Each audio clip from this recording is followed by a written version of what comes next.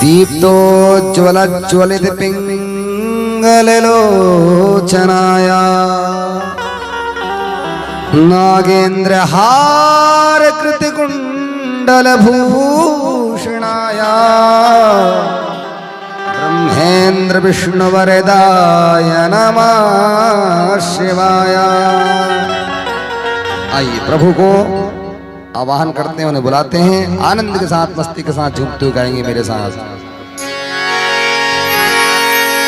नमामि शमीशान निर्वाण रूपम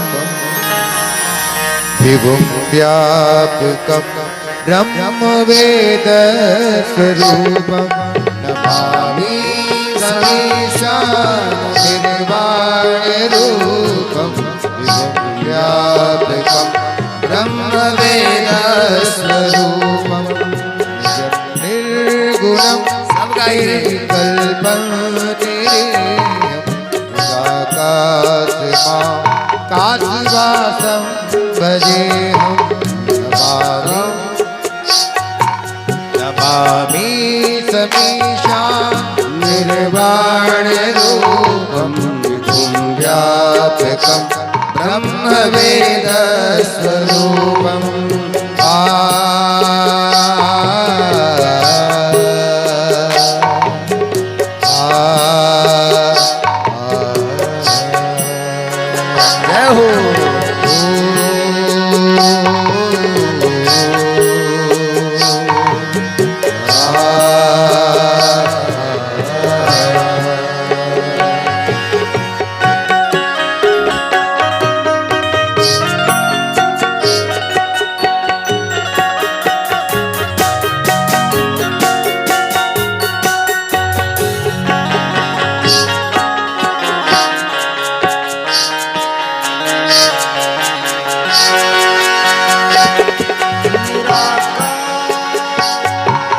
निराकार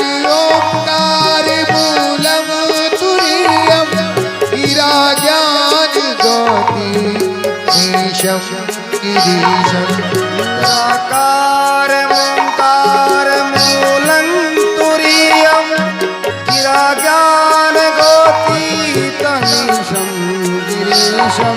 करालं महाकाल कालं कृपालं महाकाल कालं कृपालं गुणागार संसार पारं नतोऽहं। नमामि समीशान निर्वाण रूपं विभुं व्यापकं ब्रह्म वेद स्वरूपम्।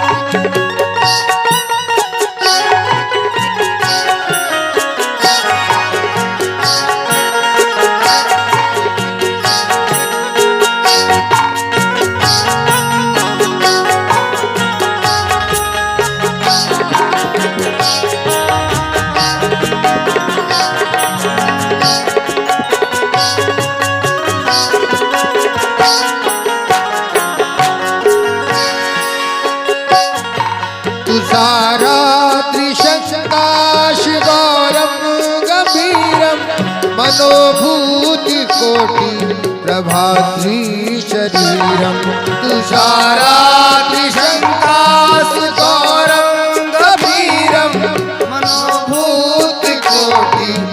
नभाश्री शरीरम ब्रह्मोलिकल्लोलिनी चारु गंगा ब्रह्मोलिकल्लोलिनी चारु गंगा लसत्वाले बाले दुकंठे भुजंगा नमामि समीशा निर्वाण रूपम व्यापकम ब्रह्म वेद स्वरूपम ओम नमः शिवाय ओम नमः शिवाय ओम नमः शिवाय ओम नमः शिवाय।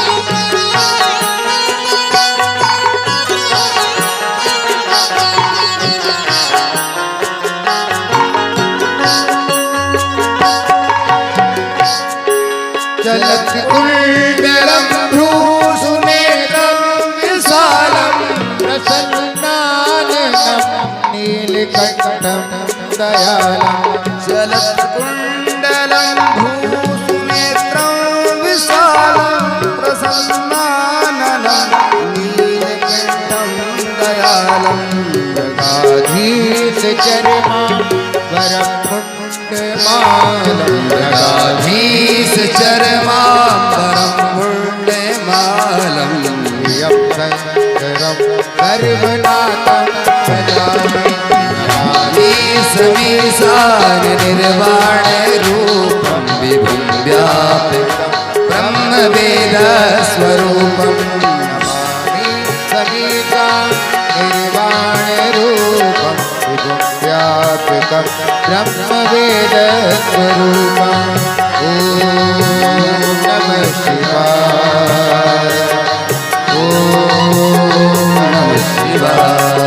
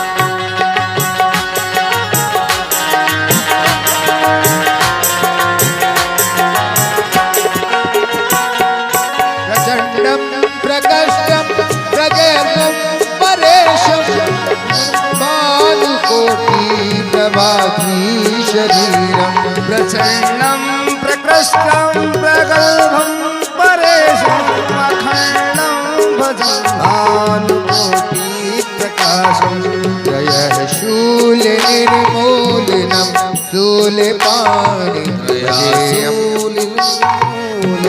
शूलपाणिं भजेऽहं भवानि पतिभावगम्यं नमामि समीशानि निर्वाणरूपं व्यापकं ब्रह्मवेदस्वरूपं नमामि समीशान निर्वाण रूपम व्यापकं ब्रह्मवेद स्वरूपम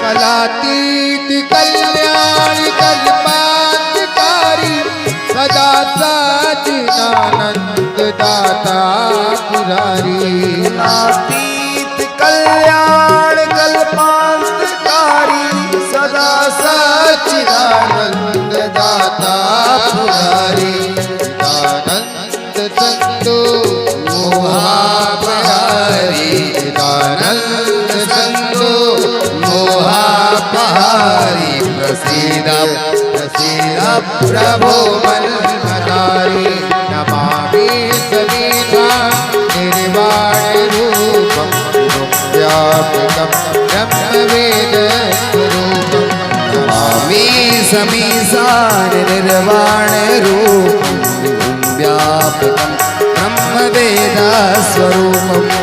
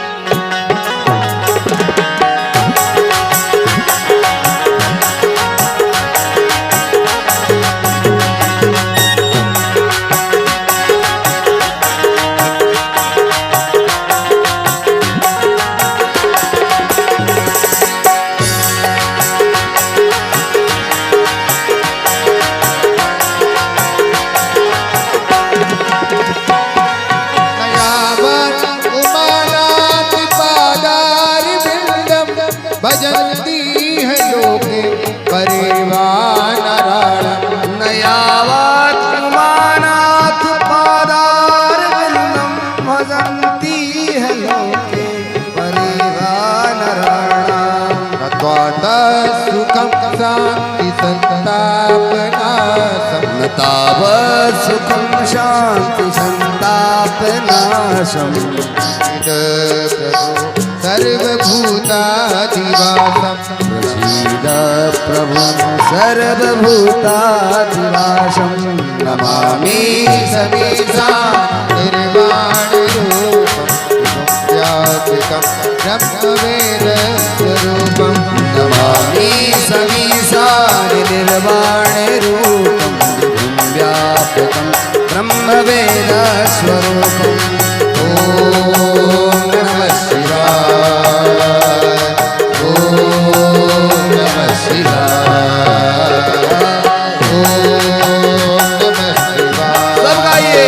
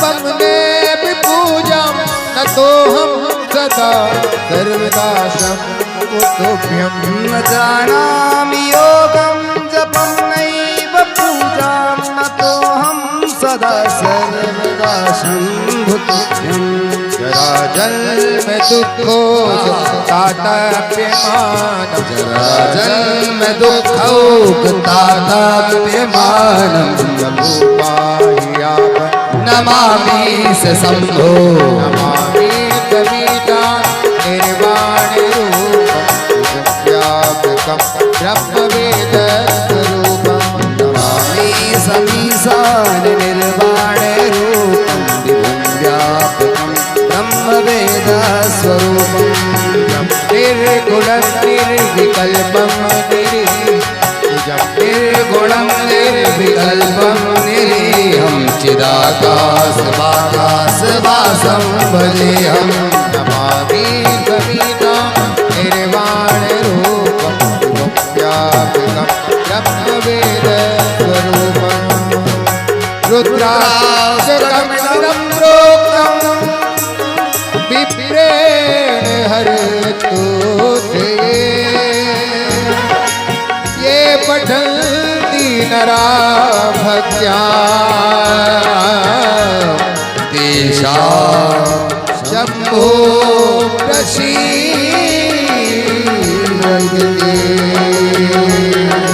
ॐ नमः शिवाय सब गाइए ॐ नमः शिवाय ॐ नमः शिवाय ॐ नमः शिवाय ॐ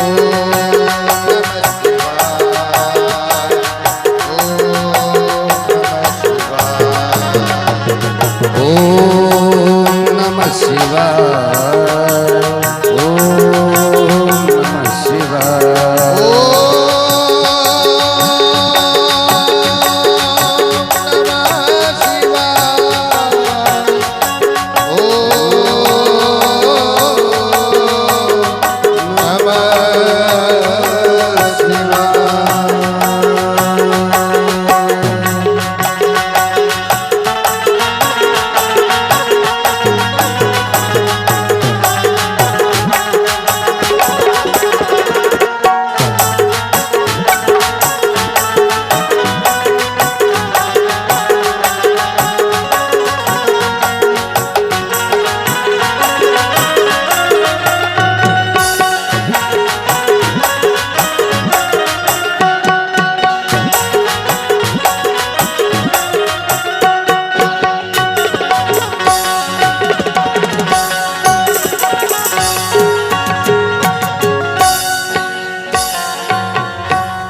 बोलिए भक्तवत्सल भगवान की, आदिदेव महादेव की, धर्म की अधर्म का प्राणियों में विश्व का, गौ माता की, गौ हत्या, सत्य सनातन धर्म की, जगदम्बा महारानी की, सिंह वाहनी मैया की, हनुमंत लाल की, भैरवनाथ की, भोलेनाथ की, गंगा मैया की, रेवा मैया की, सरजू मैया की, काशी विश्वनाथ की, हर हर महादेव।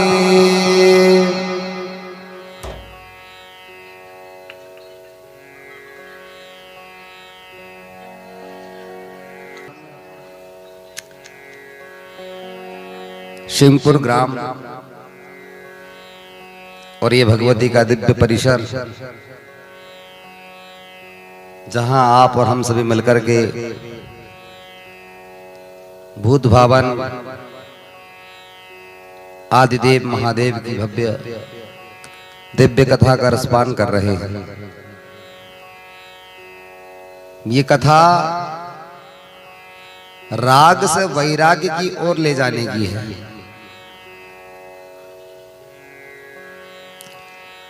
भगवान शंकर और माता पार्वती कैसे हैं? श्रद्धा विश्वास रूपिणों।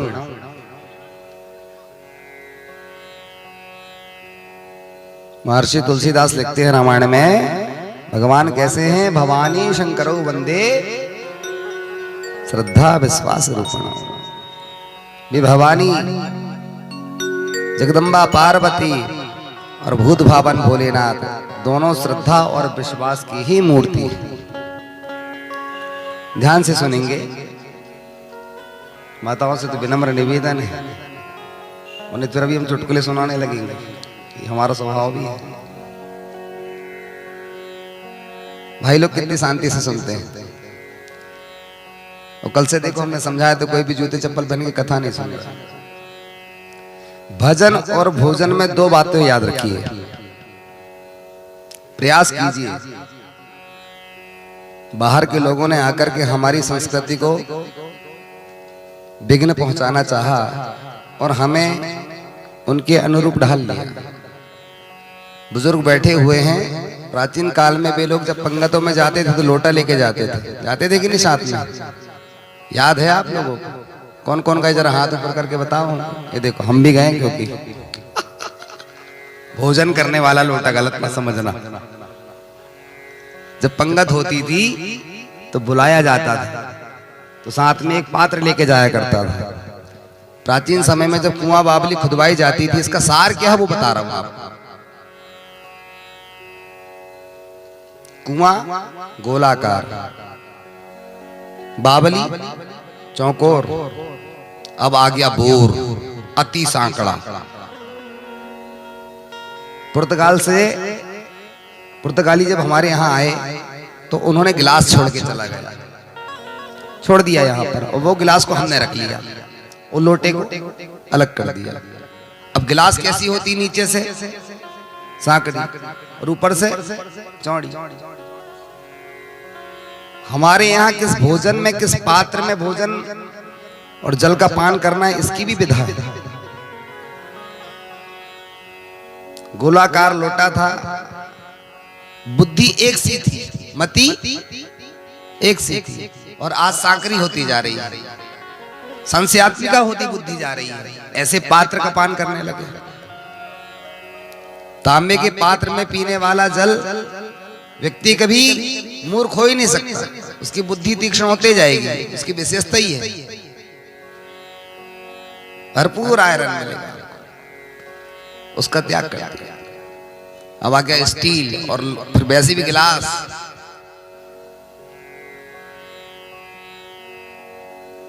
समुद्र में जितने भी जीव रहते हैं, मगरमच्छ, मछली, गंगा आदि नदियों में, सरोवर में, वे कभी तरते नहीं, वे जीवित होते हैं और मर जाते हैं। जीवन उसी में जीते हैं, पानी में। कितनी विशाल मछली हो, कितनी बड़ा अजगर हो, वो कभी तर नहीं सकता। बोले वो क्यों? क्योंकि उसके पास दो चीजों की कमी है जो मनुष्यों के पास होती है। क्या? श्रद्धा, विश्वास। और हम जिसकी कथा सुन रहे हैं वो कैसे हैं? भवानी शंकरौ वंदे श्रद्धा विश्वास रूपिणौ। ये श्रद्धा और विश्वास के ही स्वरूप हैं। शिव जी की कथा राग, लोभ, लालच, काम, क्रोध, मात्सर्यता, ये राग है। ये राग से वैराग्य की ओर ले जाने वाली है। एक राजा की बड़ी सुंदर कन्या थी। जन्म से ही ऐसी बातें करती थी मानो साधु। नाम ही पड़ गया उसका वैराग्यवती। जब कभी भी लोग कहते तो मंदिर जाने की बात करती, हरि चर्चा की बात करती, इधर उधर की फालतू की बातें ना।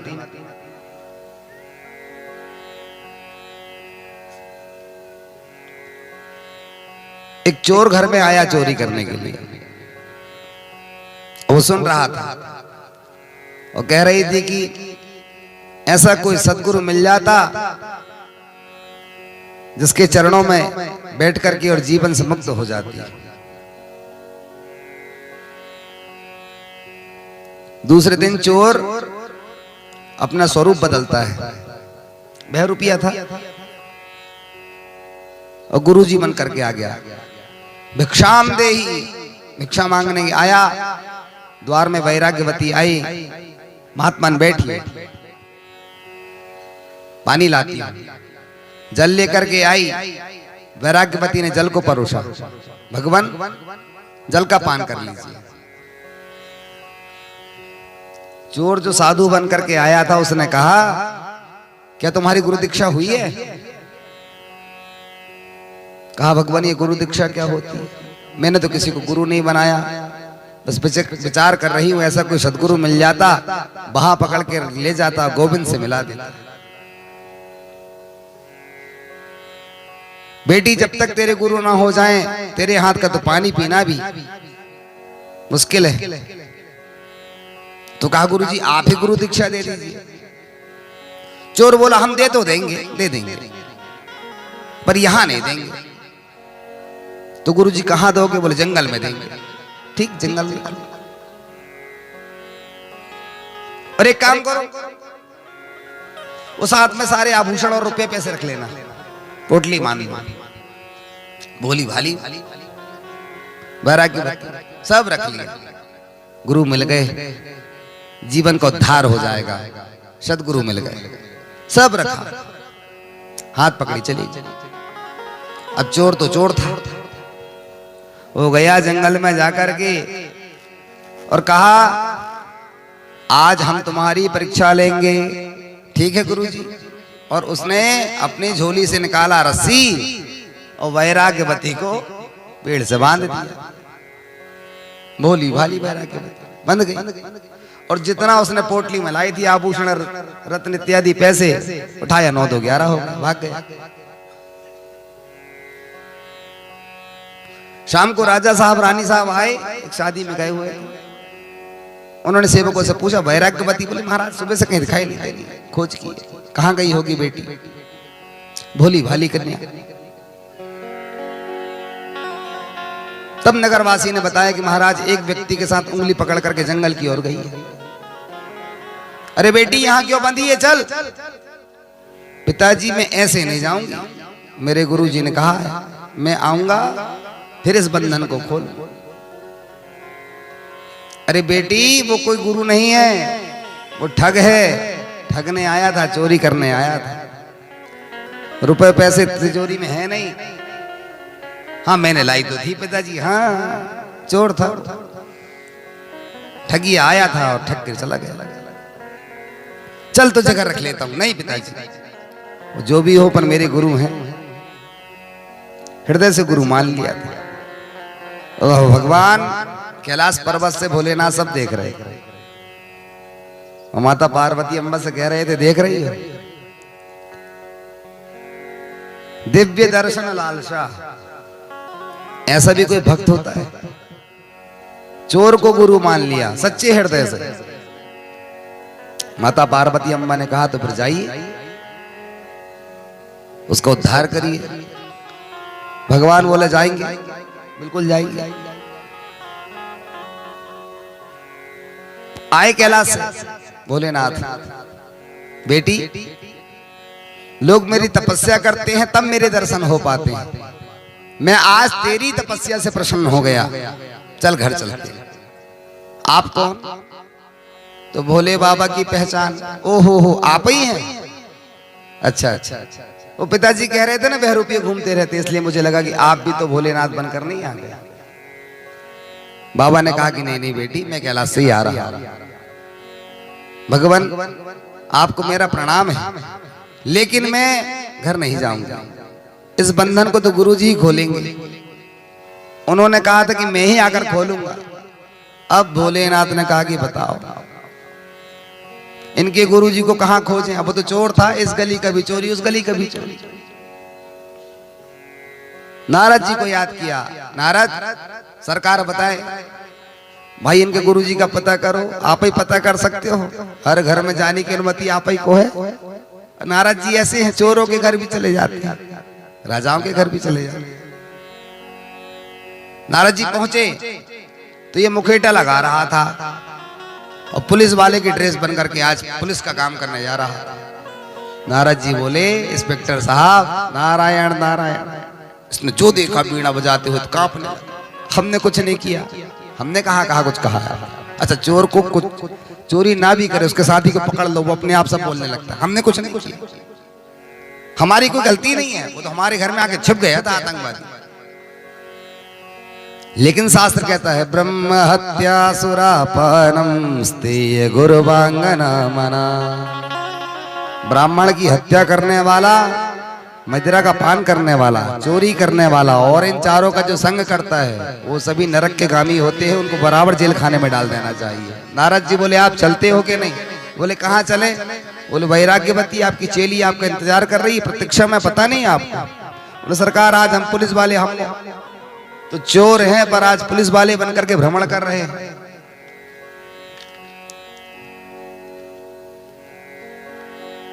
नारद बाबा ने कहा कि जाओ पोशाक बदलो, और जिस भेष में आप गए थे उसी भेष पे चलिए। नारद जी लेकर के आए, लज्जित हो गया, मुखमंडल नीचे करके चोर ने कहा कि सरकार, हे देवादिदेव, मेरे से धृष्टता पूर्वक कार्य हो गया, मेरी लालसा थी, उसके पास जो धन था, जो पैसा था, उसको ठगने की अपराध हो गया, प्रभु क्षमा कर दीजिए। बेटी अभी तुझे खोल देता हूं। जैसे खोली उसे बोध हो गया, वो बड़े प्रेम से कहती है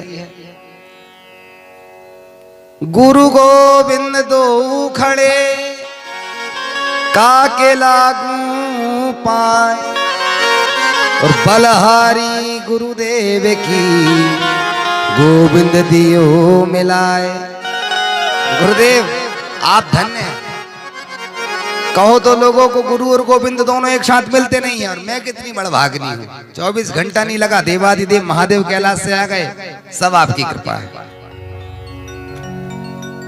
ये कथा राग से वैराग्य की ओर जोड़ने की है, और जब वैराग्य आ जाएगा, शून्य की खोज भी यहीं से हुई।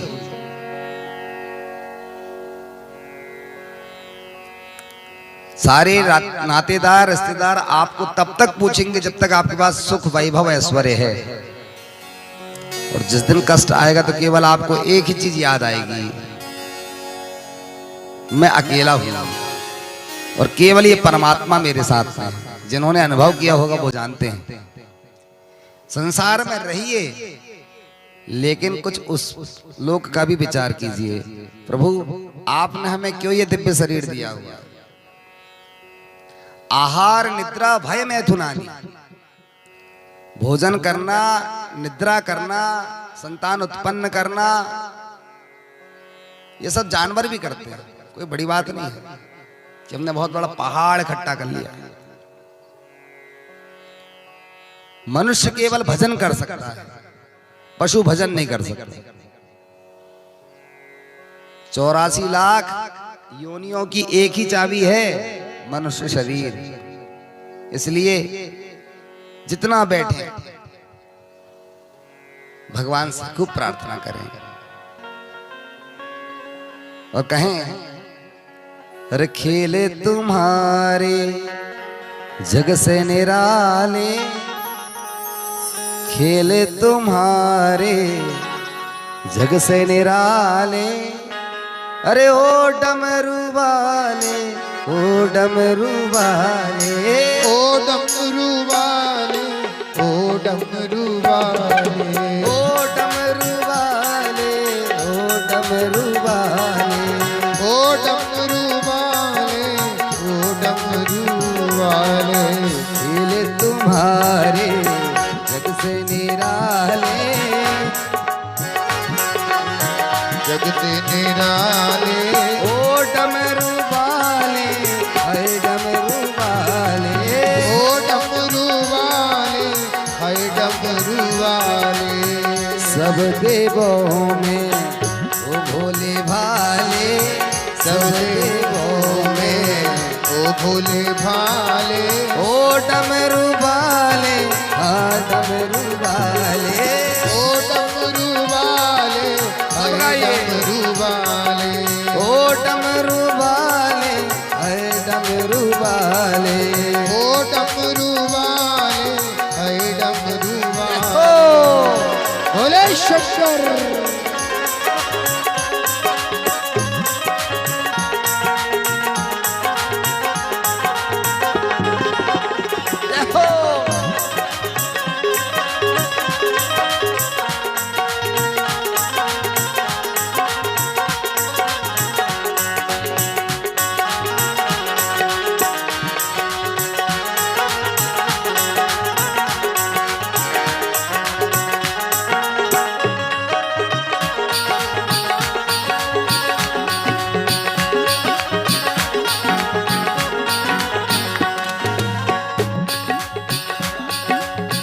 सिर गंगा मुख चंदा सोहे, सिर गंगा मुख चंदा सोहे, गौरी गणपति मन को मोहे, गौरी गणपति मन को मोहे। सिर गंगा मुख चंदा सोहे, सिर गंगा मुख चंदा सोहे, गौरी गणपति मन को मोहे, गौरी गणपति मन को और मोहे। ये हलाल ये हलाल भंगिया के प्याले, ये हलाल भंगिया के प्याले, ओ भोले भाले ओ डमरू वाले, ओ भोले भाले ओ डमरू वाले, खेल तुम्हारे जग से निराले, खेल तुम्हारे सब गाइए। जग से निराले, ओ भोले भाले है डमरू वाले, ओ भोले भाले ओ डमरू वाले। हे शंकर शंभो।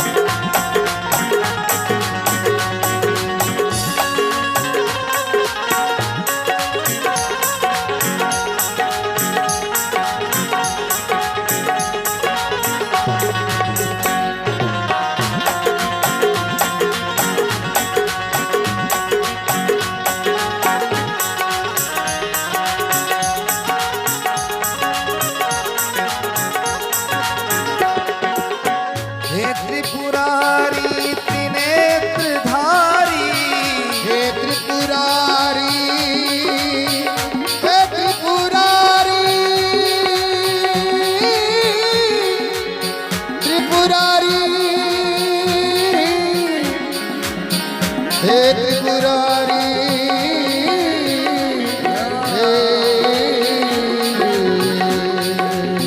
हे त्रिपुरारी,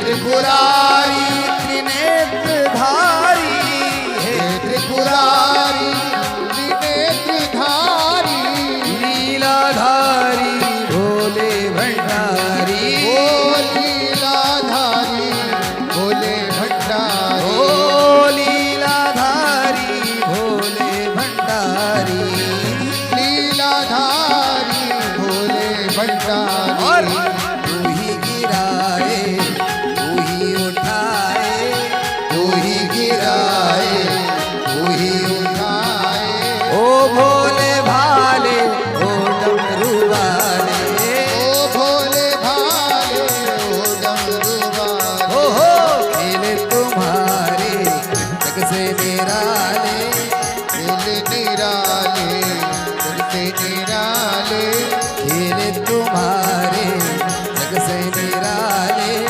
दिल तुम्हारे जग से निराले, ओ भोले भाले है डमरू वाले, ओ भोले भाले जग से निराले। हे शंकर जय हो।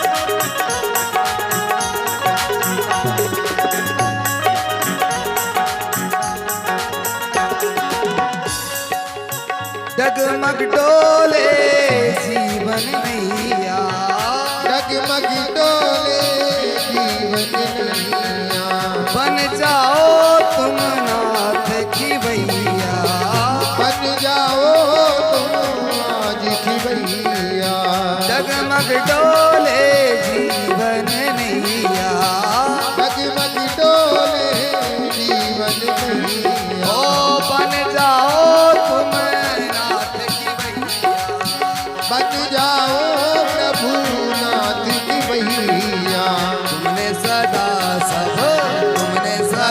सब कष्ट मिटाए, तुमने सदा सब कष्ट मिटाए, ओ डमरू वाले ओ भोले भाले, ओ डमरू वाले ओ भोले भाले, अरे ओ डमरू वाले ओ भोले भाले, ओ डमरू वाले ओ भोले भाले। उठाइए दोनों हाथों को भगवान, 1 2 3 4, ओ भोले भाले ओ डमरू वाले, ओ भोले भाले ओ डमरू वाले, ओ भोले भाले ओ डमरू वाले, ओ डमरू वाले ओ भोले भाले, अरे खेल तुम्हारे जग से निराले, ये तुम्हारे जग निराले, ओ भोले भाले ओ डमरू वाले, ओ भोले भाले ओ डमरू वाले, ओ भोले भाले ओ डमरू वाले, ओ भोले भाले ओ डमरू वाले, ओ भोले भाले ओ डमरू वाले,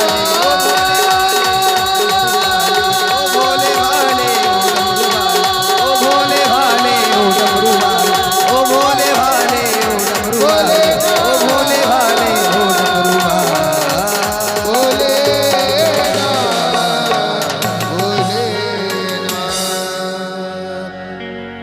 वो खेले तुम्हारे।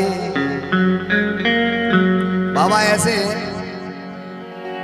इनके विचित्र महिमा है, कहो एक क्षण में दर्शन दे दें, जो मांगो सो दे दें, और नहीं तो योगी जन जान पाते हैं ना जिनका प्रभाव, और जिनका प्रभाव शारदा ना पाती है। सरस्वती भी चाह ले यदि तो शिव को नहीं प्राप्त कर सकती, और नहीं तो भोलेनाथ एक क्षण में वैराग्यवती के पास आ गए। बेटी तो शिव कथा सुन रहे हैं, राग से वैराग्य की ओर ले जाने वाली है। चौथे पन में राग दूर हो जाना चाहिए। एक घर में आई बहू, काम ही ना करे, बड़े घर की थी, काम नहीं करती थी कुछ, तो सासू माँ ने सोचा कि बेटा परेशान होगा तो मैं ही कर लिया करूंगी। तो बेटा आया, बोले नहीं नहीं माँ आप काहे को करोगी, हम करेंगे। माँ कहेगी हम कर लेंगे, और बेटा कहेगी हम कर लेंगे। तो बहू सोफे में बैठे बैठे कहती काहे को लड़ रहे हो, मेरा तो सर दुखने लगा, इतना लड़ते हो, एक दिन काम तुम कर लिया करना, एक दिन तुम कर लेना, इसमें झगड़े की क्या बात है, अब बोलो। फिर भी उसने नहीं कही आप रहने दो, हम झाड़ू लगाएंगे। नहीं यहाँ ऐसी कोई बात नहीं है, ये तो कथा याद आ गई।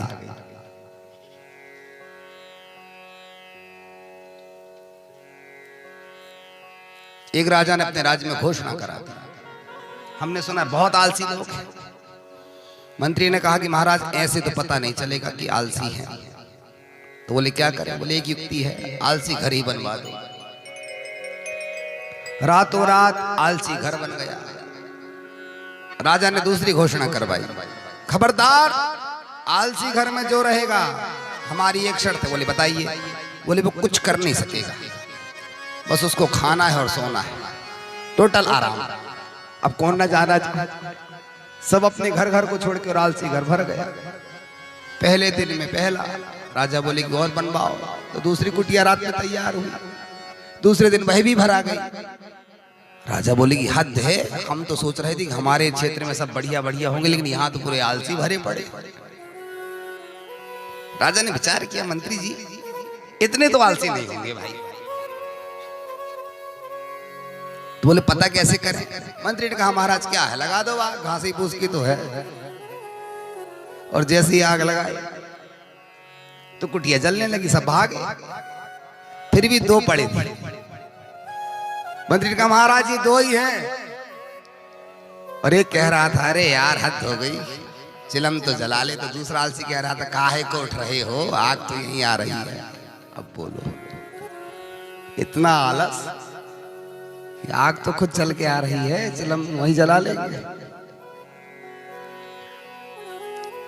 चौथेपन में आवश्यकता होती है राग से वैराग्य की ओर जाने की। जब बेटा समझदार हो गया है, बहू ने घर संभाल लिया, तो तिजोरी की चाबी दे दीजिए। नहीं नहीं, कैसे दे? 80% घरों में यही है। हम जाते हैं देखते हैं, कहे को किटकिट करती हूँ माता जी दे दो ना। क्यों दे दो? वाह, उसकी मायकी ले गई तो अरे आपका ही तो घर है, आपकी ही तो बेटी है, आपके लिए ही तो करने आई है, अपने माता पिता का त्याग करके आई है। हर बेटी अपने माता पिता का पीहर का त्याग करके आती है, इस भरोसे से आती है कि मुझे जीवन यही जीना है, सब कुछ समर्पण कर देती है। गलती थोड़ी हमारी भी होती है।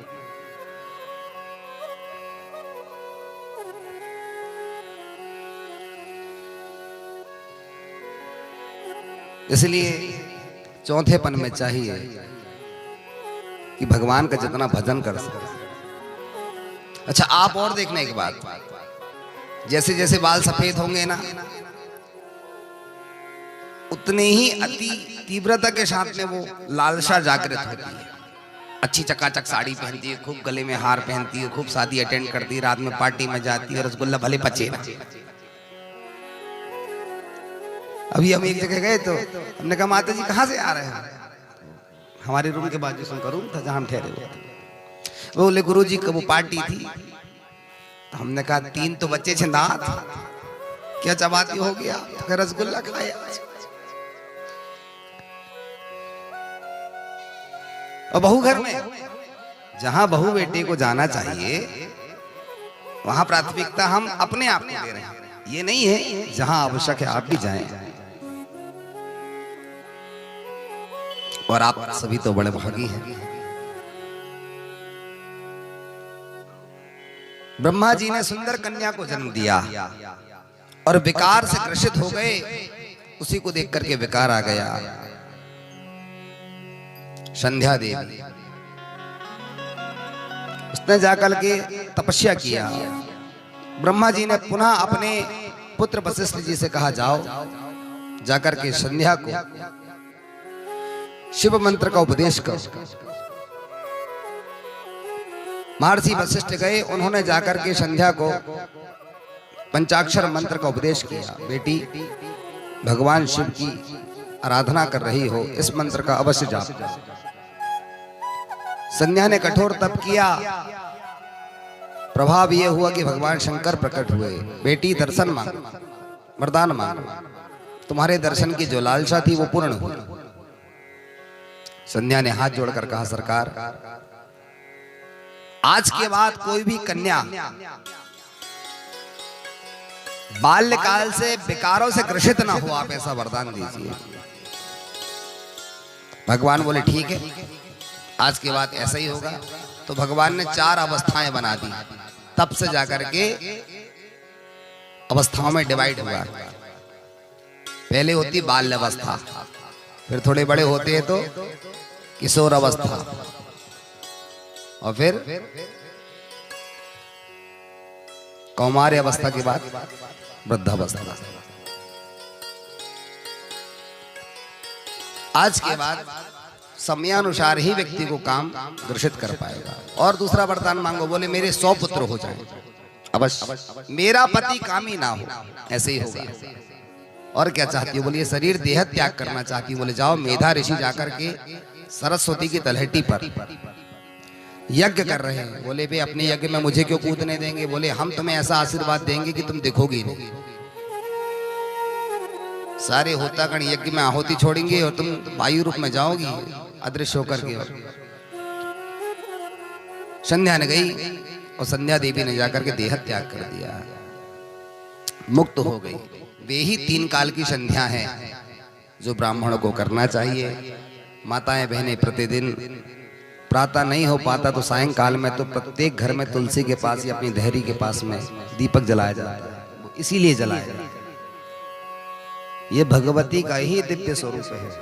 प्रातः संध्या मध्याह्न संध्या और सायंकाल की संध्या बहुत गूढ़ है शिव पुराण की कथा और बड़ी आनंदमयी है। बस आपको इसी तरह चैतन्यता से सुनना है। ये जरूरी नहीं कि श्रोता बहुत सारे हो तो बहुत अच्छी बात है, पर जितने हो उनमें एकाग्रता वाला होना चाहिए। नहीं तो हमने पिछली बार एक कथा बताए थे आपको, आइए बैठिए जाइए, किसको याद? जिसको याद है उसको 100 रुपए इनाम देना।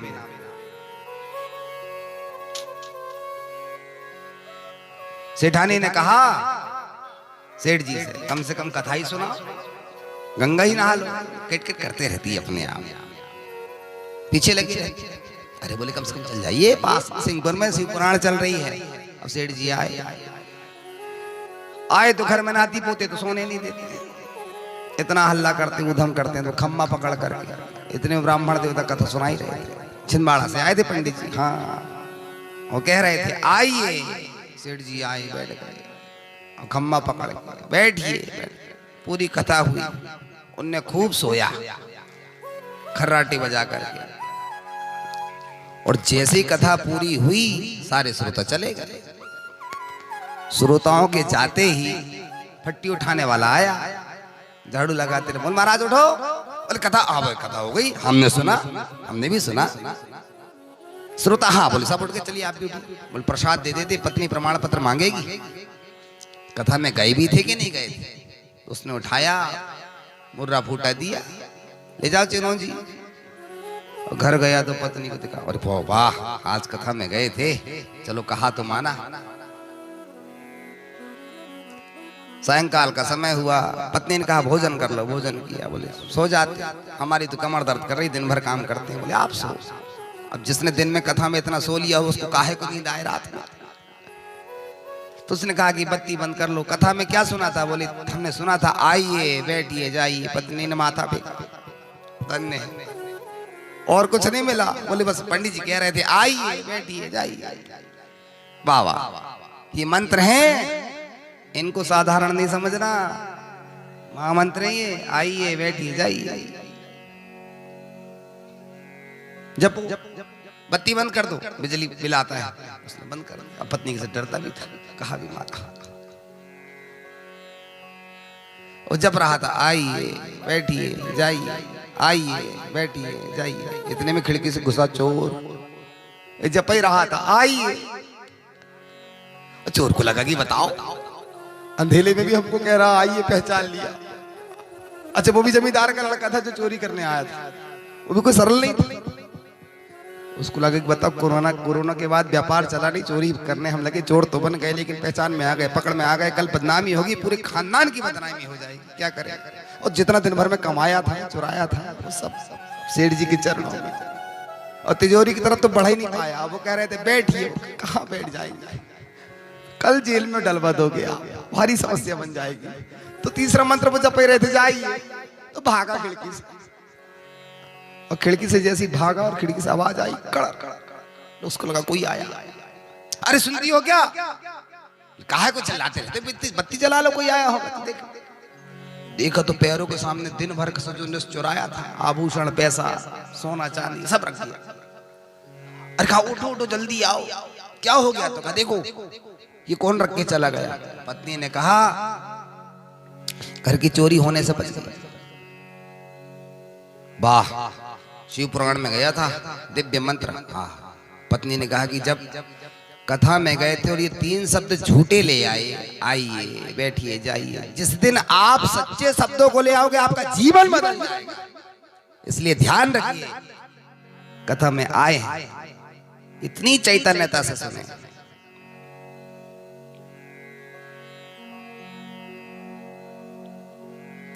ये साधन है, मोक्ष का द्वार है।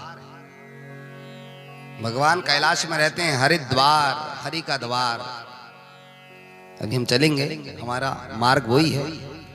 कथा में हम प्रवेश करेंगे, कैलाश तक पहुंचेंगे। लेकिन उस कैलाश तक पहुंचने के लिए पहले हरि के द्वार तक जाना पड़ता है।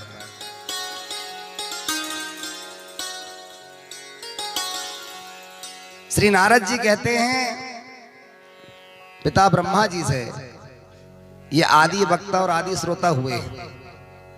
और सूत जी महाराज सौनक जी को कहते हैं, एक बार नारद जी ने पूछा, भगवान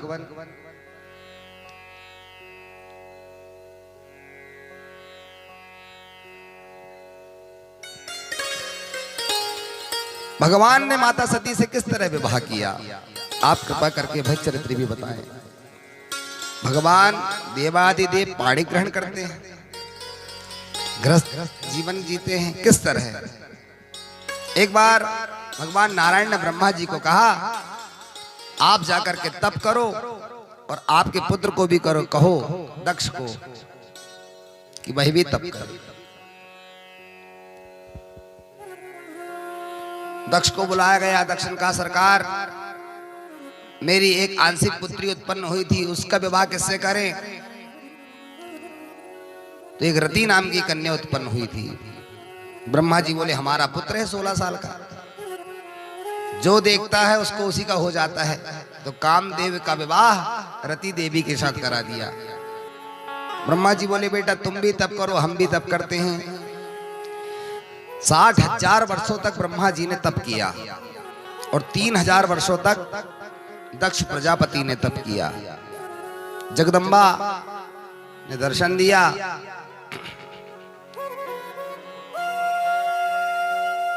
मुक्ता कुंदेन्दु गौरा,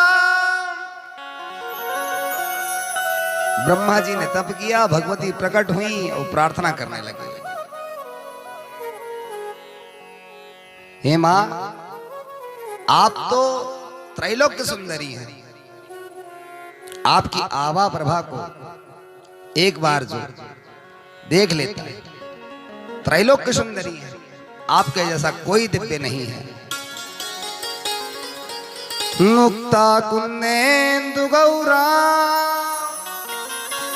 मणिमय मुकुटाम रत्न ताटंक युक्ता, अक्षस्रक पुष्पहस्ता भयवरकरा, चंद्रचूणाम त्रिनेत्राम, नानालंकार युक्ता, सुरमुकुटलक्षद्योतित स्वर्ण पीठा, सानंदाम सुप्रसन्नानाम, त्रिभुवन जननीं चेतसा चिंतयामि। मां मैं बड़भागी हूं जो आप प्रसन्न हो गई। और मां का भाव, उनका प्रभाव बड़ा ही होता है। इसलिए हमारे देश में जितने भी स्थान बने हैं माताओं के, वो श्रेष्ठ बने हैं। माँ कहती मुंह खुल जाता है और बाप कहती बंद हो जाता है। नहीं है तो घर को देख लो, अभी माँ बाप बंद हो गया। इसलिए माँ का स्थान उच्च है। क्यों? बोले वो वात्सल्यमयी होती है, कृपामयी होती है। त्रिभुवन जननीं चेतसा चिंतयामि। हे जगदम्बा आप कृपा हो जाइए, कृपा करके कन्या रूप में प्रादुर्भाव कीजिए। बोले आपके पुत्र दक्ष के यहाँ अवश्य आऊंगी। और वे ही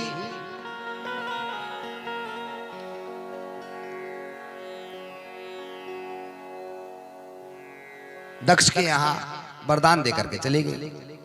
अब दक्ष महाराज ने तप किया, 3,000 वर्षों तक 2 पुत्र की उत्पत्ति हुई, हर्यस और शबलास। दोनों संतानों से 10-10 हजार पुत्रों की उत्पत्ति हुई। सृष्टि का विस्तार कर, तो सृष्टि के विस्तार के लिए 10-10 हजार पुत्रों को जन्म तो दिया महाराज दक्ष प्रजापति ने। लेकिन तप करने के लिए जैसे गए, नारद जी मिल गए। और नारद ने जैसे ही आए और अपने गुणानुवादों को जो बखान किया, तो सब के सब नारद जी के पाठ में पड़ गए। दक्ष प्रजापति चिंतित हो गए, मेरी संतान अभी तक घर को क्यों नहीं आई? इतने दिन हो गए तपस्या करने के लिए, जाकर के देखा तो वे वहां थे ही नहीं। पता किया तो बोले सब साधु बन गए। पुनः दूसरे पुत्रों को जन्म दिया, सब 10-10 हजार पुत्रों को पुनः नारद जी ने साधु बाबा बना दिया। अब तो क्रोध आया दक्ष प्रजापति को, हो साधो साधु नाम, अरे दुष्ट नारद, मैं संतान उत्पन्न कर करके थक गया, और तुम आते हो सारे पुत्रों को साधु बना देते हो। जाओ तुमको श्राप देता हूं, आज के बाद तुम एक जगह स्थिर नहीं रहोगे। नारद जी बोले जय हो। चलता साधु बहता पानी, दोनों अच्छे होते हैं, निर्मल धारा की तरह एक जगह बैठ जाते थे। अब कम से कम आज के बाद हम एक स्थान पर रहेंगे नहीं, और जब रहेंगे नहीं तो हमको खूब तीर्थाटन करने का अवसर प्राप्त होगा। हरि क्षेत्रम कुरुक्षेत्रम श्रीरंगम सेतु बंधनम एवमादिषु तीर्थेषु भ्रममाणस्ततः। सभी तीर्थों में जाऊंगा, हरिद्वार में जाऊंगा, वृंदावन जाऊंगा, मथुरा जाऊंगा, काशी जाऊंगा, अयोध्या जाऊंगा, सभी जगह भ्रमण करते हुए फिरते रहूंगा। जय हो आपकी दक्ष प्रजापति जी। नारद जी को श्राप मिल गया। बेही महाराज दक्ष प्रजापति जिनके घर में भगवती सती रूप में प्राकट्य हुई। बोली जगदम्बे मैया की जय हो। और देवी ने जब उनके यहाँ सुनैना जी ने जब प्रार्थना करी, भगवती प्रसन्न हो गई।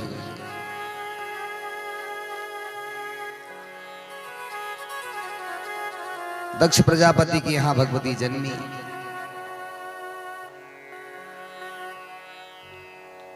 सरेस ने जब बड़ी हुई तो उन्होंने एक निंदा नामक अनुष्ठान किया, व्रत किया, तपस्या करी,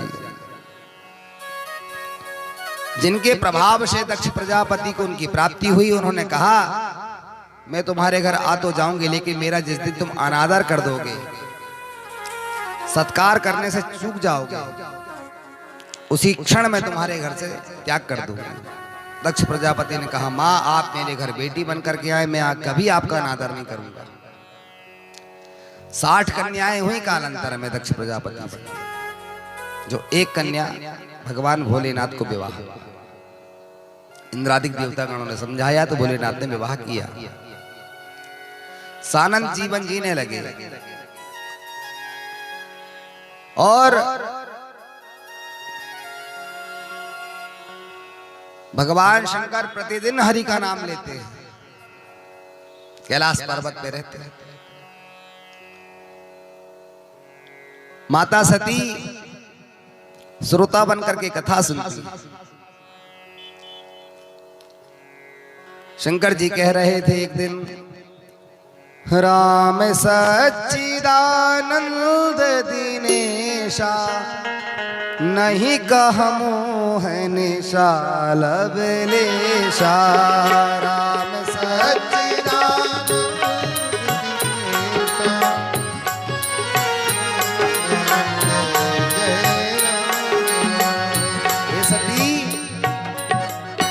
कौन है? बोले राम ही सच्चिदानंद घन परमात्मा है। राम सच्चिदानंद दिनेशा नहीं कह मोह निशाल अवलेशा।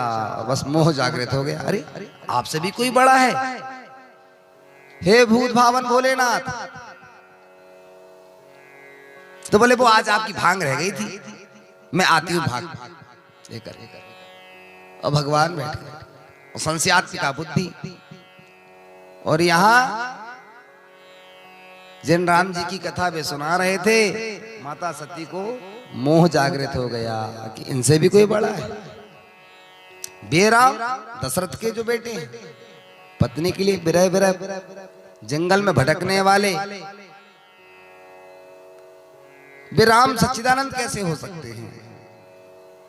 और वे राम जी पूछ रहे थे, हे खग हे मृग मधुकर श्रेणी, हे खग हे मृग मधुकर श्रेणी, तुम देखी सीता मृग नैनी, तुम देखी सीता मृग नैनी। हे खग हे मृग मधुकर श्रेणी, हे खग मृग हे मधुकर श्रेणी, तुम देखी सीता मृग नैनी, तुम देखी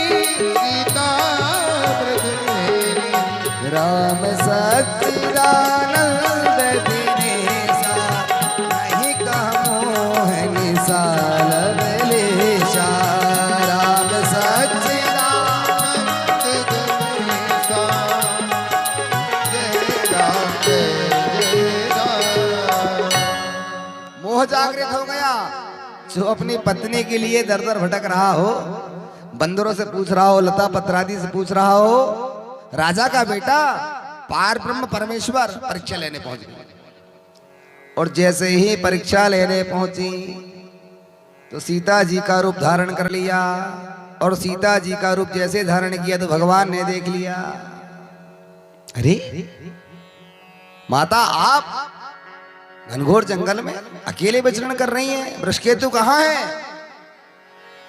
जो सुना सुनते ही रह गए, पांव तले जमीन खिसक गई। ओहो पहचान लिया, गलती कर बैठी, साधारण नहीं है, पूर्ण ब्रह्म परमेश्वर ही है।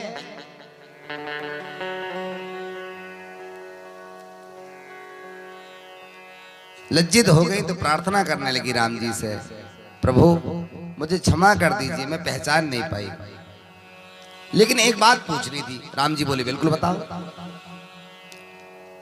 माता सती ने कहा, प्रभु आप बड़े हैं या भोलेनाथ? क्योंकि मैं तो यही जानती थी कि सृष्टि के जगत नियंता भगवान महादेव ही हैं, उनसे बड़ा कोई नहीं है। लेकिन एक दिन मैं और महादेव यहां से जा रहे थे और आप अपने भैया लखन लाल जी के साथ में विचरण कर रहे थे। दूर से झाड़ियों में छिपे हुए भोलेनाथ ने आपको दोनों हाथ जोड़ करके प्रणाम किया। तब भी मैं आश्चर्य में रही। सारी दुनिया जिसके दरवाजे पर जाती है वो स्वयं भी दूसरे को प्रणाम करता है। जब घर पहुंची तो मैंने पूछा, आप किस राम की बात करते हैं? तो भोलेनाथ ने मुझे बताया कि वे अयोध्या में जो जन्मे हैं वे ही पार ब्रह्म परमेश्वर हैं। लेकिन मैं पुनः आपकी परीक्षा लेने आ गई और आपने मुझे पहचान लिया। आप मुझे बताएं, आप बड़े हैं या महादेव? राम जी कहते, सुनो, बड़े वे ही हैं, किंतु उन्होंने मुझे बड़ा बना दिया है। आपको बड़ा बना दिया? बोले हाँ। वह कैसे? तो कहा, एक बार भोलेनाथ ने कैलाश में विश्वकर्मा को बुलाया और विश्वकर्मा जी से कहा, एक सुंदर भव्य महल बनाओ, सुंदर उसमें रत्न जड़ित सिंहासन बनाओ, और सारे लोगों को आमंत्रित किया। देव धनुज नाग किन्नर गंधर्व सब लोगों को बुलाया गया। और जब सभी देवादिगण आए, ऋषिगण आए, तो सबसे पहले अगवानी लिए, सबको आदर सत्कार दिया, पाद अर्घ से पूजन किया। जब सभी आसन लेने लगे तो भोलेनाथ ने मुझे उसी रत्न जड़ित सिंहासन पर बैठा दिया। मैं आरूढ़ हो गया और स्वयं नीचे बैठ करके मेरे पांव धुलने लगे, पांव धो करके पीने लगे। सती जी ने विचार किया कि महादेव जी? बोले हाँ। महादेव जी ने पाद प्रक्षालन किया, पूजन किया और घोषणा कर दी, शिवस्य हृदयं विष्णु।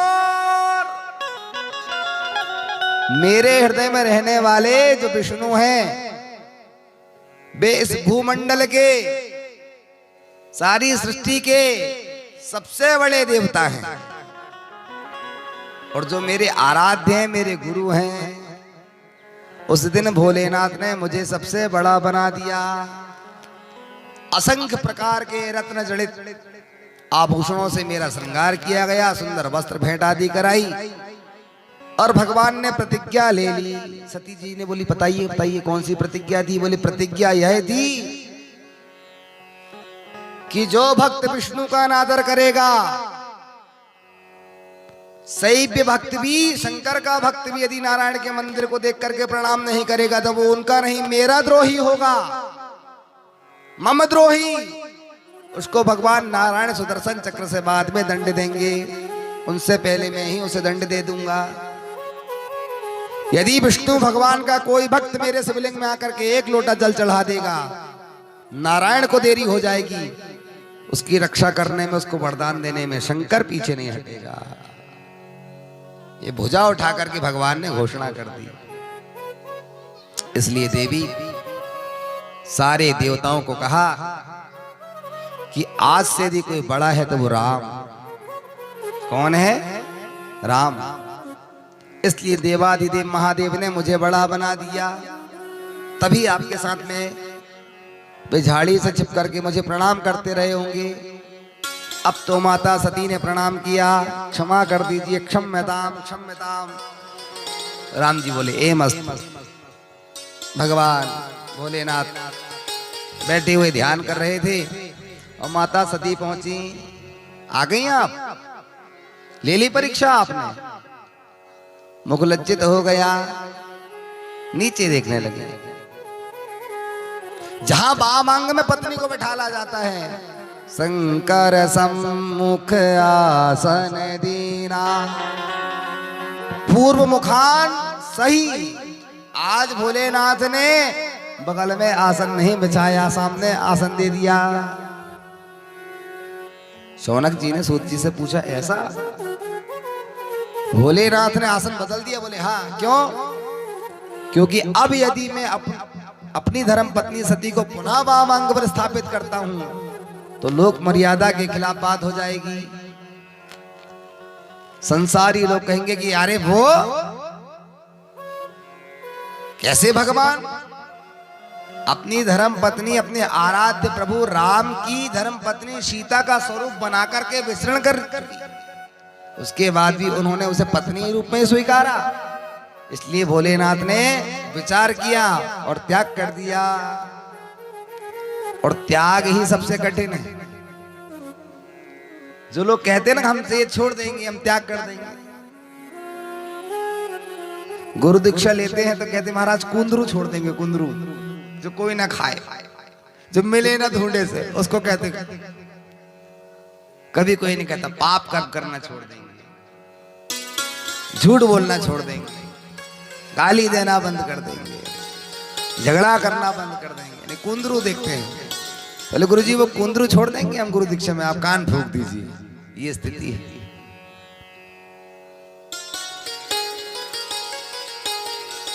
एक महात्मा जा रहे थे रेल से, तो फर्स्ट एसी में वो सफर कर रहे थे। एक जमींदार सेठ भी उसी में जा रहे थे। उन्होंने देखा छोटी सी पोटली रखी हुई थी,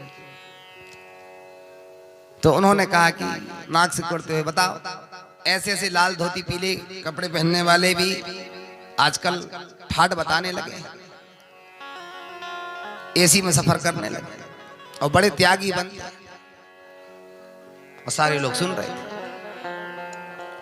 महात्मा जी ने सोचा कि ठीक है, व्यंग कर रहे हैं, करने लगे।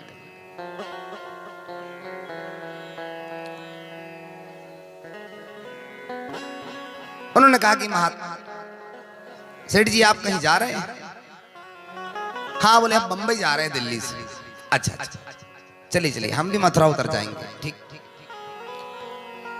एक स्टेशन आया, उन्होंने कहा आइए, अभी तो ट्रेन यहाँ 10 मिनट रुकती है, पानी पी लेते हैं। जलपान करने के लिए दोनों उतर गए। पानी पिए तो कुर्सी में बैठ गए, और ट्रेन जैसे ही चलने की हुई तो महात्मा जी ने सेठ जी का हाथ पकड़ लिया। अरे बैठो। बोले अभी कौन सी है, दौड़ के पकड़ लेंगे ट्रेन को। सेठ जी ने कहा कि अरे ट्रेन चलने लगी प्लेटफॉर्म से, हमारा करोड़ों का सामान रखा हुआ। सेठ जी बोले हमारी इतना सामान, हमारी भी तो पोटली रखी हुई है। और महात्मा जी ने जो हाथ पकड़ा, जाने दो, बोले दूसरी ट्रेन से चले जाएंगे, बंबई तो जाना है। और सेठ जी हाय मेरा पैसा, हाय मेरे कपड़े, हाय मेरा सामान, चिल्लाने लगे। और महात्मा ने कहा कि हमारा भी सामान रखा हुआ था, आप रो रहे हैं और मैंने एक क्षण में त्याग कर दिया। मेरा भी सामान रखा हुआ था, मैं नहीं रो रहा हूं, आप रो रहे हो। एक साधु पहुंचा जनकपुरी में, और जनक जी के यहां आकर कहने लगा आप इतने पौरुषवान राजा हैं, वेदांत की बात करते हैं, त्यागी बनिए। और जनक जी ने पूरा उपदेश सुना, और संतों की सुनना भी चाहिए, पर वो साधु नहीं असाधु था। तो जनक जी ने पता करवाया क्या कर रहे महात्मा। महात्मा नहा रहे थे, तो 2 गुप्तचरों को कहा जाओ सेवकों से कि जाकर हल्ला कर दो, महल में आग लगी है, आग, जिसका जो कुछ रखा है वो सब राख का ढेर हो गया। और साधु सरोवर में स्नान कर रहा था, लंगोटी में भागा, हमारा सामान, हमारी पोटली। जनक जी बोले महाराज लुंगी लगा लेते, धोती ना पहन पाए तो कम से कम। अभी आप आए थे तो उपदेश कर रहे थे, उपदेश कर रहे थे। उपदेष्टा बनना सहज है, अनुकरण करना कठिन है। लहसुन छोड़ दो, प्याज छोड़ दो, ये छोड़ दो, वो छोड़ दो, आप स्वयं पहले छोड़िए। त्याग करना सहज नहीं है। एक क्षण में सती का त्याग कर दिया और जो समाधि लगाई तो 87,000 वर्ष तक भोलेनाथ ने नेत्र नहीं खोले। हमने व्रत ले लिया। सती जी ने कहा कि प्रभु आपने व्रत ले लिया? बोले हाँ। कौन सा व्रत ले लिया है ऐसा? अब हम भजन करेंगे। शंकर संकट हरना। बाबा तपस्या में लग गए, शिव कैलाशों के वासी।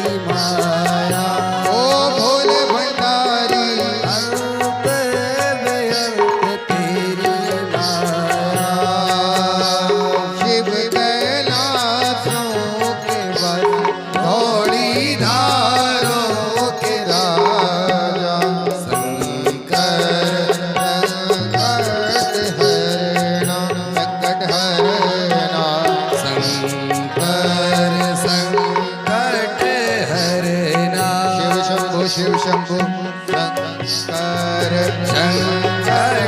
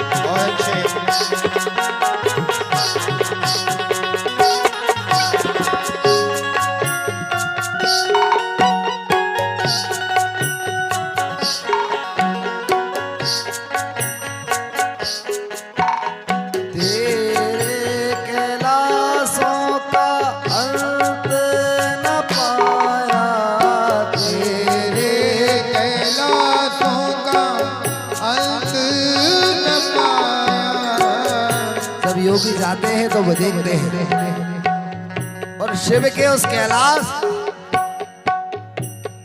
और जो लोग केदार बद्रीनाथ की यात्रा कर गए हो उन्हें पता है स्वर्ग है महाराज। इसलिए तेरे कैलाशों का अंत न पाया, तेरे कैलाशों का अंत न पाया, बेअंत तेरी माया। ओ भोले राजा अंत बेअंत तेरी माया। ओ भोले दानी अंत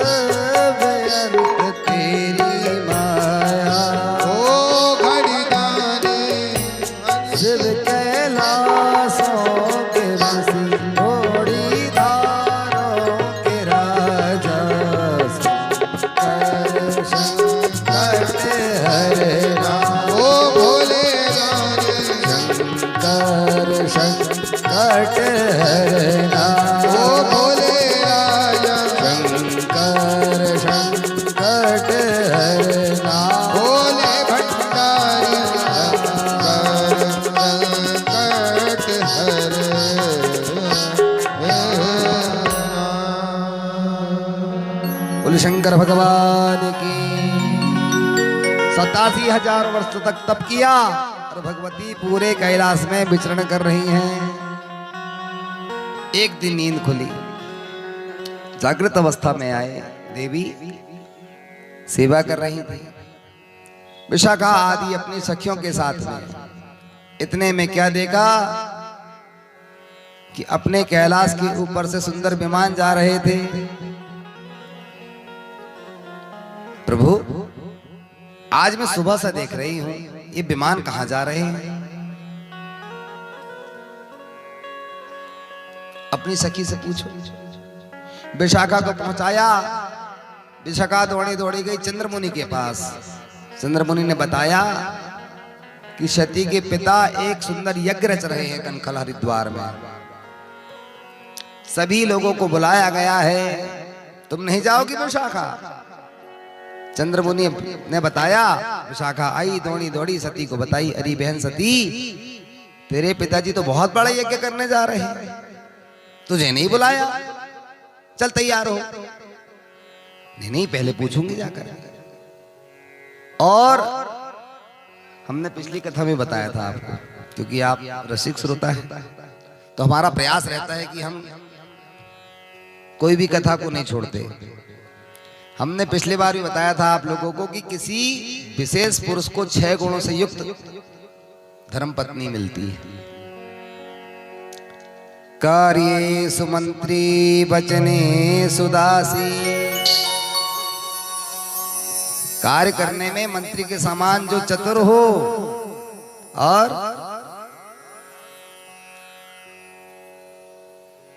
वचनेषु दासी, जो कह दिया गया हो उसकी दासता को स्वीकार कर ले। भोज्येषु माता शयनेषु रंभा, भोजन कराने में मातृवत स्वभाव हो, शयन में रंभा नाम की अप्सरा के जैसे विहार करे। धर्म को जानने वाली हो, पृथ्वी के समान क्षमाशील हो, धर्मानुकूला क्षमया धरित्री, भार्येति षड्गुणेति लक्षणा। ये किसी विशेष पुरुष को ऐसी धर्म पत्नी प्राप्त होती है जिसमें 6 लक्षण विद्यमान होते हैं। आज भोलेनाथ के पास में गई, प्रभु पिताजी के यहाँ यज्ञ होने जा रहा है, आप नहीं जाएंगे? अरे इनविटेशन कार्ड ही नहीं आया। निमंत्रण कार्ड आवे तो हम क्यों ना जाएं, लेकिन निमंत्रण कार्ड ही नहीं आया, कैसे चले जाएं? आप भी मत जाओ। नहीं नहीं, वाह, हमारे पिताजी के घर है। प्रभु, आप कुछ छिपा रहे हैं, सच सच बताइए, पिताजी ने अपनी सबसे प्रिय पुत्री सती का घर क्यों छोड़ दिया? यहां निमंत्रण कार्ड क्यों नहीं आया? क्या हो गया था? बोले सुनो, सभी देवताओं ने मिलकर के आपके पिताजी को अध्यक्ष बनाना चाहा।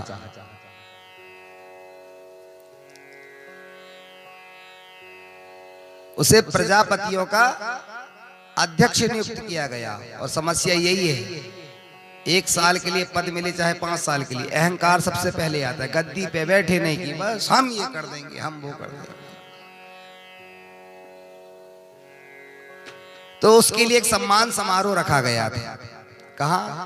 इलाहाबाद में, प्रयागराज में। और प्रयागराज में सभी देव मुनि एकत्रित हुए।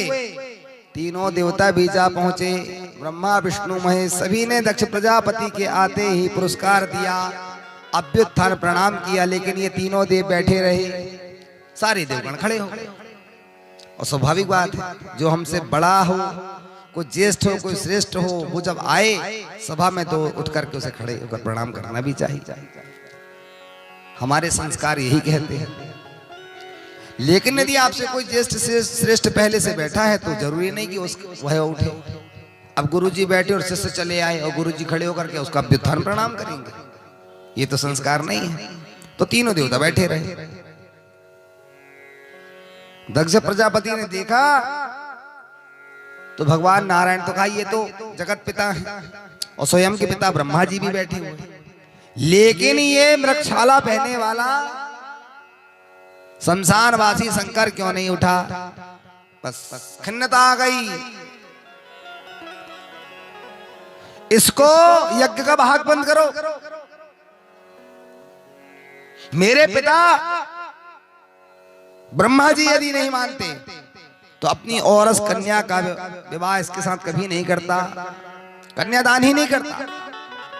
इसकी क्षमता है कि लेवल है कि मेरे बराबर। अब बताओ, मद आ गया, अहंकार अति घोर डमरुआ। बस अहंकार आता, डम डम डम बजने लगता है, बड़बड़ाने लगे महाराज दक्ष प्रजापति।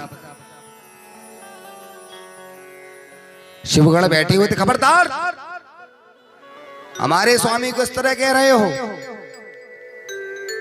और महात्मा तुलसीदास जी कहते भी हैं, हरिहर निंदा सुनाई जो काना, हरिहर निंदा सुनाई जे काना, हरिहर निंदा सुनाई जे काना, हरिहर निंदा सुनाई क्या होगा? काना, होई पाप गौ घाट समाना, होई गौ घाट समाना, होई है पाप गौ घाट समाना।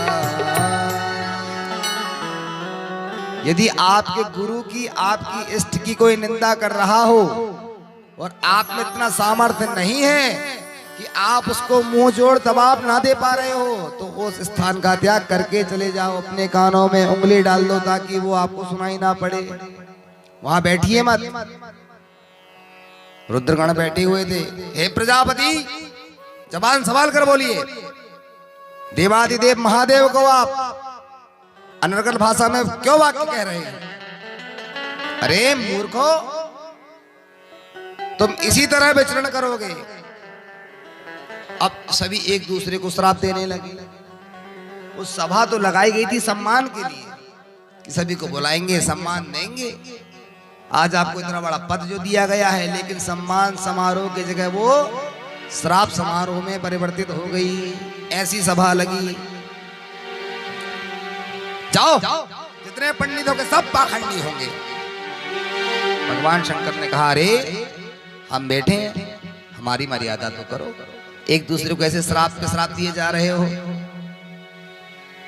देवी भगवान नारायण भी वहां पर उपस्थित थे। समझाया बुझाया गया। तुम्हारे पिताजी ने कुछ ज्यादा ही गालियां दी, तो हमने नंदी आदि गणों को कहा, देखो ससुराल की गाली सबको खानी पड़ती है। अभी तुम्हारा ससुराल बना नहीं है, इसलिए तुमको ऐसा लग रहा है। बाकी जितने दामाद होते हैं वो जब जाते हैं तो माताएं गाली तो गाती थी। तो ये सोच लो कि आज माता नहीं, पिताजी ससुर जी ही गाली सुना रहे हैं। तो भगवान ने उसे हाथ में लेकर के उस बात को भुला दिया। सभी लोग अपने अपने घर चले आए। हे देवी, मैं भी कैलाश चला आया। बस इतनी बात हुई थी और आपके पिताजी, मेरे ससुर जी, तब से कुपित होकर के बैठे हुए हैं। जो सुना माता सती ने, क्रोध आ गया, कुपित हो गई। भगवान, उस दक्ष की ये मजाल, भूत भावन भोलेनाथ को सारी सृष्टि के जगत नियंता है, उनका अनादर कर बैठा। रुकिए, मैं जाती हूं। भगवान ने समझाया, मत जाओ। नहीं महाराज, मैं देख करके आऊंगी। कैसे उस यज्ञ में आपका भाग नहीं होगा? माता ने तो पहले कहा था दक्ष किया, तू तपस्या तो कर रहा है, तेरे घर में कन्या बन करके जन्मूंगी, लेकिन जिस दिन तू मेरा अनादर कर देगा उसी क्षण तेरा त्याग कर दूंगी। आज वो समय आया। 60,000 रुद्रगणों के साथ में भगवान शंकर ने माता सती को विदा किया। स्वयं समाधि में आकर बैठ गए। और जैसी आए, द्वारपालों ने प्रणाम किया सती को। कुछ बहनों ने आकर के मुख बना लिया। देखो, ऐसे भी लोग आ जाते हैं बेशरम जैसे, बिना बुलाया जाते हैं। और एक हम हैं, सादर पूर्वक हमें बुलाया गया है। और एक ये है, माता सती कुपित थी, दिमाग ठीक नहीं था, क्रोध में जा रही थी। इतने में ही सादर वाली मिली एक माता।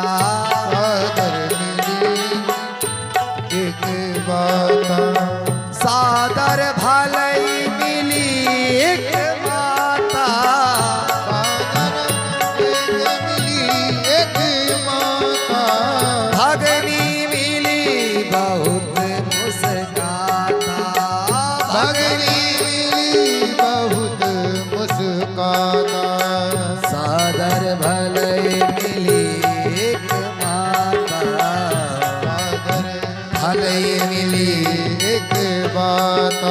और जैसी माँ मैना ने देखा दौड़ी चली आई, बेटी तू आ गई, अंक से भर लिया।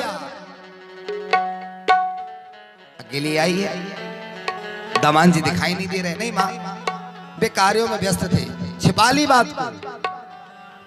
और बेटी का धर्म भी यही होता है, पत्नी का धर्म भी यही होता है कि अपने घर की छोटी छोटी नोक झोंक मायके में जाकर के ना बताए। ये चरित्र हमें यही सिखाता है। सादर भली मिली एक माता, कितनी सहजता से कह दिया मां सती ने। वे थोड़े से कार्य में व्यस्त थे, इसलिए कहा कि आप घुमाओ। अच्छा अच्छा आजा, बैठ। आसन दिया, जलपान कराने लगी। कुछ खाएगी, थक गई होगी, विश्राम कर ले। नहीं, मैं पहले यज्ञशाला में जाकर के यज्ञ नारायण पुरुष को दर्शन कराऊं। जाना तो दूसरे कार्य से था कि महादेव का भाग है कि नहीं उस यज्ञ में। और जैसे ही जाकर के परिक्रमा लगाई, यज्ञ के आचार्य भृगु जी की तरफ जैसी टेढ़ी भ्रगुटी करके माता सती ने देखी, ओहो सारे देवताओं का पीठ बना हुआ है, जैसे वहां पीठ बने हुए हैं। आप दर्शन करिएगा जाने से पहले। ये समस्त यज्ञ आदि कार्यों में देवताओं की स्थापना होती है। ऐसी यज्ञशाला बनाई गई, देवता रखे गए, लेकिन जो भोलेनाथ का पीठ है वो वहां पर नहीं था।